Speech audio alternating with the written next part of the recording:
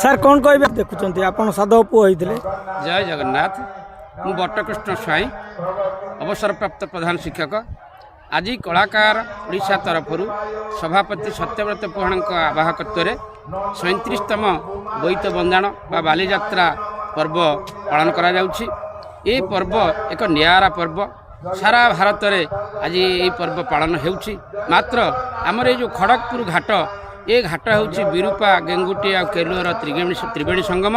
ଏହି ତ୍ରିବେଣୀ ସଙ୍ଗମରୁ ଅତୀତରେ ଅନେକ ସାଧବ ପୁଅ ବଣିଜ କରିବା ପାଇଁ ଜାଭା, ସୁମିତ୍ରା, ବୋର୍ଲିଓ ଦ୍ୱୀପକୁ ଯାଉଥିଲେ।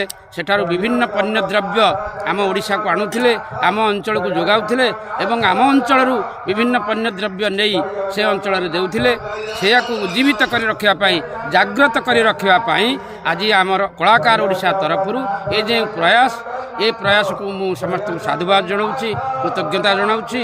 ଏହି ବୋଇତ ବନ୍ଦାଣ ଏଇଭଳି ଭାବରେ ଏ ଅଞ୍ଚଳରେ ଚାଲିଥାଉ। ଜୟ ଜଗନ୍ନାଥ।